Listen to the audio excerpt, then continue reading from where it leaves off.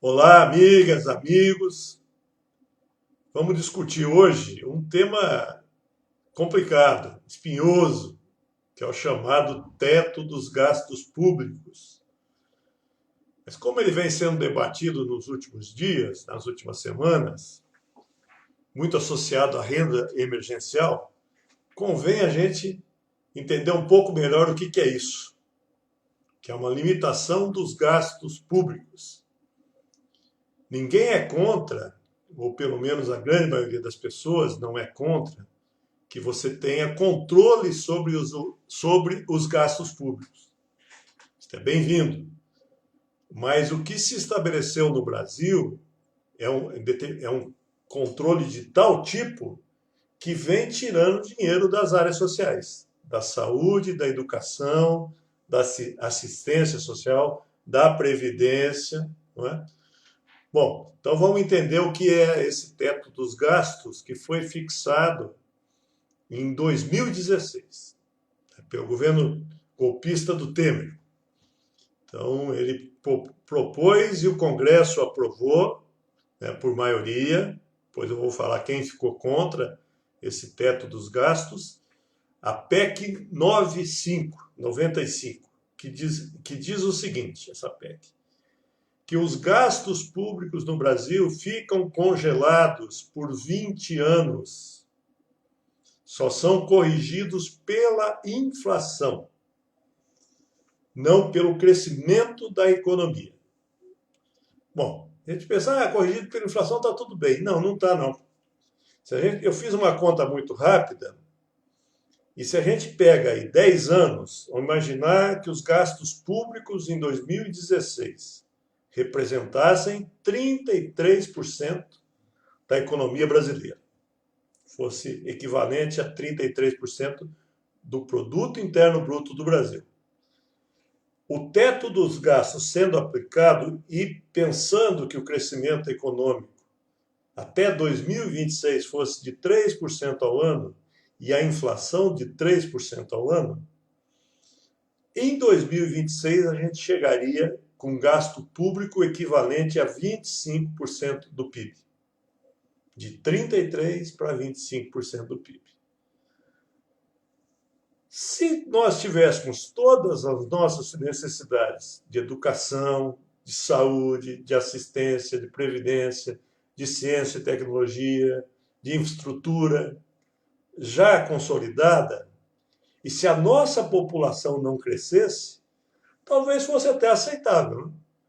Mas o problema é que nós não temos essas condições. Nós precisamos ampliar os gastos com a educação, com saúde.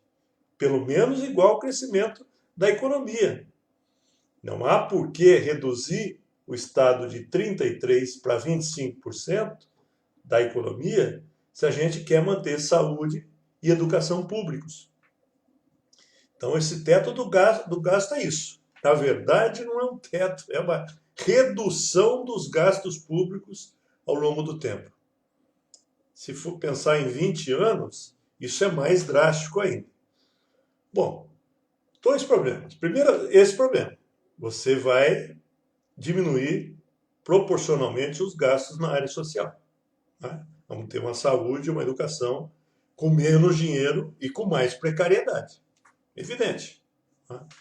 O segundo é que é uma amarração à política econômica que nenhum país no mundo faz. O Brasil abusou do planejamento de longo prazo. Quem conhece a realidade daqui 20 anos? Né? Fizemos em 2016, por exemplo, quem falava em Covid-19 em 2020 ou em outros problemas? Então foi um erro catastrófico que nós fizemos em 2016. Uma amarração indevida. Vamos lembrar que o atual presidente da República votou a favor dessa legislação. O PT, os partidos de esquerda votaram contra. Nós dissemos lá, isso está errado, isso vai trazer menos dinheiro para a saúde, menos dinheiro para a educação. Isso vai engessar os gastos do governo. Dito e feito. Bom, agora fala-se novamente em relaxar os gastos, o teto dos gastos. Este ano não tem dúvida, né? Este ano de um ano de uma crise muito grande, né? Uma queda econômica muito grande, nós vamos ter que ter, já o Congresso já aprovou isso, né?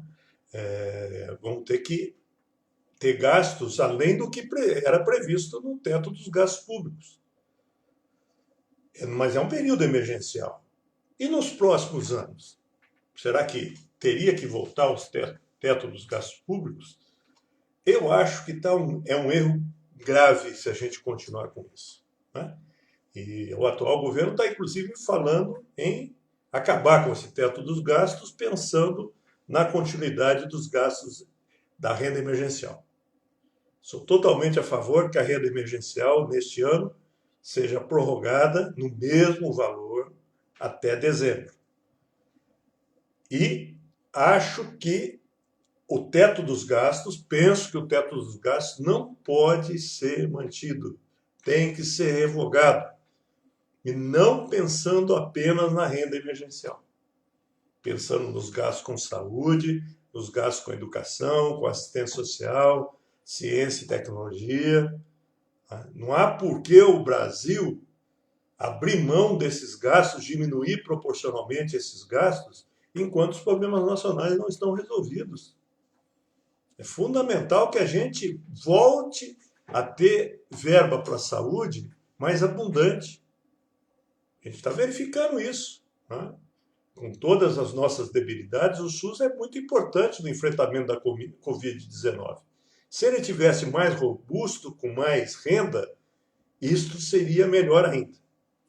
Bom, isso afeta os municípios? Evidente que afeta, porque os municípios recebem verbas federais. Se vão ser cortados os gastos federais, os municípios vão ser atingidos. Na educação, na merenda escolar, na verba da alimentação escolar, na assistência social, na saúde. Vou dar só um exemplo para o município de Jaboticabal, não é? O município de Jaboticabal, em 2019, gastou 54 milhões de recursos do próprio município com a saúde e recebeu 22 milhões do governo federal. Isto pode diminuir bastante. Então, nós teríamos um efeito ruim nos municípios que receberiam menos recursos federais se esse controle de gastos permanecer. Não precisa aumentar o tamanho do Estado proporcionalmente. Vamos lá manter 33%, 34%. Mas não pode cair para 25% ou 20% daqui 20 anos. Está errado. Bom, mas e aí? Tem uma conta a pagar? Vamos manter os gastos públicos? Vamos fazer só isso? Tem que ir adiante. Tem que ir adiante e nós temos que pensar que nesse Brasil, embora a gente avançasse muito nas políticas sociais, né, nós temos debilidades nas políticas sociais e as políticas sociais dependem da arrecadação vinda especialmente dos mais pobres. Nós temos um sistema tributário, um sistema de impostos, que os economistas chamam de regressivo. Ou seja, quanto mais rica a pessoa, menos ele paga proporcionalmente de impostos. Não é que ele paga o valor absoluto menor, mas proporcionalmente a sua renda é menor. A grande fonte de geração de impostos no Brasil é o consumo. O consumo é mais presente na renda dos mais pobres. Então, a fonte de impostos no Brasil é dos mais pobres. Então, além de manter os gastos públicos, nós precisamos mudar a estrutura tributária no Brasil. Os mais ricos, os super ricos, não é a classe média, não. A classe média já tem uma taxação de imposto de renda alta. Mas os mais ricos não podem continuar pagando uma alíquota de 27%. Até 1995, nós tínhamos a alíquota de 45%. Nos governos militares no Brasil, tinha uma alíquota de imposto de renda de 50%. Então, os mais ricos têm que pagar mais imposto de renda. Nós temos que taxar a distribuição de lucro e dividendos. Todo mundo faz isso, menos o Brasil. É um paraíso para especulação das ações no Brasil. Por exemplo, nós podemos estender o IPVA para os iates, para os aviões, eles não pagam IPVA. Então, nós temos que ter fonte de tributação, isso já está criado na Constituição, regulamentar o imposto sobre grandes fortunas. Então, o problema no Brasil, um país com desigualdade social muito alta, não se resolve apenas através dos gastos públicos. Isso foi fundamental. Nós temos expandido o SUS, o Fundeb, né, criado políticas de assistência social, como Bolsa Família. Isso foi fundamental. Mas há um outro lado da moeda, que é o aumento da tributação sobre os mais ricos. Isso a gente deveria também estar pensando. Tem propostas no Congresso Nacional, tem bons estudos sobre a reforma tributária, né? Eu sei que tem outros pontos dos impostos no Brasil que precisavam ser mudados. Nós temos um sistema complexo, às vezes, né? Podia diminuir o número de impostos, isso seria bom, facilitaria o negócio, mas temos que cobrar uma parcela mais alta, um percentual mais alto daqueles que ganham mais dinheiro. Isso é justiça social e faz bem para a economia também. Sabe por que faz bem para a economia? Porque quando os mais pobres têm mais dinheiro, eles vão gastar mais. Nós vimos agora na renda emergencial, não é? O pessoal que recebeu a renda emergencial foi para o comércio comprar, não guardou dinheiro. Não tem, né? Não tem necessidade de consumo ainda. Então, quando você taxa menos os mais pobres, o consumo aumenta, a economia gira mais. Os mais ricos guardam muito dinheiro. Então, vão redistribuir esse dinheiro. Vão tributar esse dinheiro e repassar para os mais pobres. Então, a gente pratica justiça social e ativa a economia.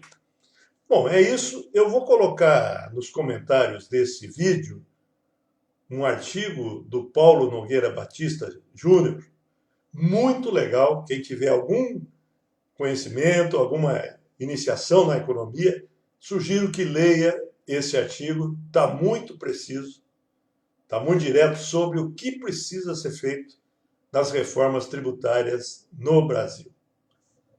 Grande abraço a todos e até uma próxima.